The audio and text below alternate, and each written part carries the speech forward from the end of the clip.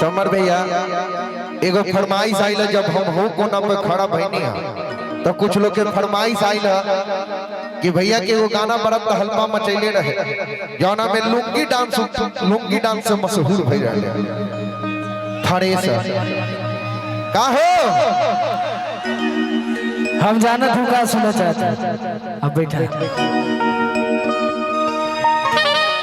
हमारे को गाना भैया जब ठंडी आवाला तो ट्रेंडिंग में आ जाला वो ना और खींचे कर भइल बाबिया उतना मजा मारी है हम इन लोगों का फीलिंग जाना थे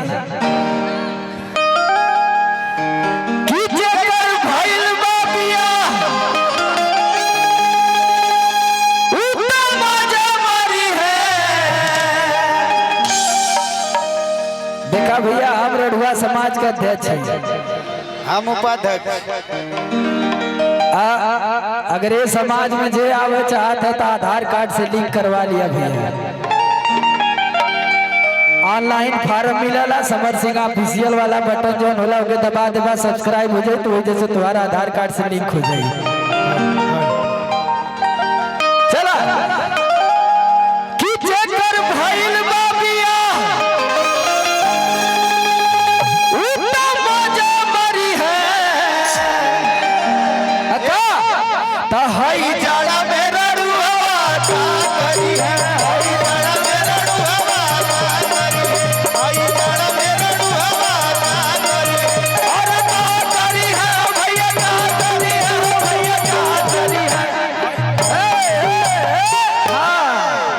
हमारे रिश्ते देख के चला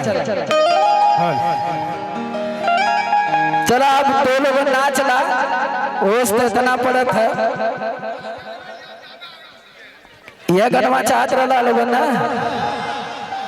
ठीक है कीजे कर भइल बाबिया उतना मजा मारी है तो हमारे साथ नाच के कि हई जाड़ा मेरा रुहवा करी है हई जाड़ा मेरा रुहवा करी हई जाड़ा मेरा रुहवा करी अरे का करी है भैया का करी है भैया का करी है हई जाड़ा मेरा रुहवा करी है हई जाड़ा मेरा रुहवा हई जाड़ा मेरा रुहवा करी है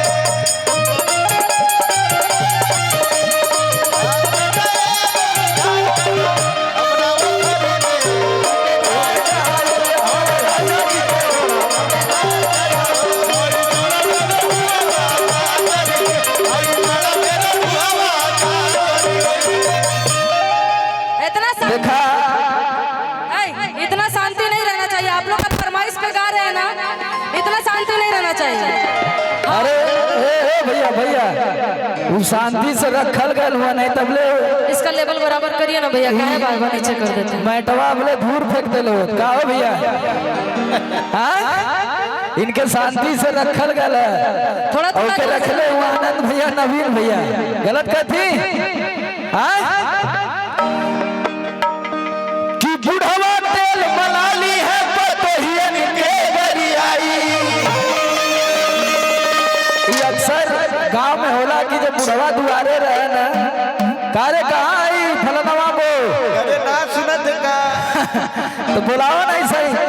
कि बुढ़वा तेल मलाली है पतोहियन के गरियाई अब भैया भौजी सुत जाई है संगवे ओढ़ रजाई और दिक्कत कब होला कि जे कर नहीं हर में हरिया उतना माला फेरी है कि जे कर नहीं हर में हरिया उतना माला फेरी है तो हई जाड़ा मेरा रुहवा करी है हई जाड़ा मेरा रुहवा हई जाड़ा मेरा रुहवा और का करी है भैया का करी है हई जाड़ा मेरा रुहवा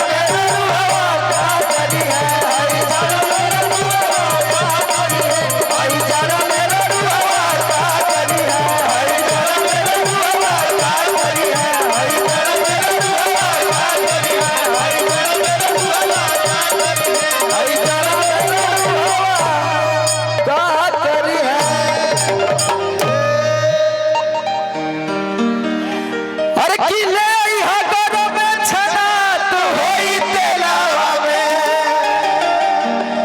मोहन भैया कहना की गाना समर के फिर से गवाई।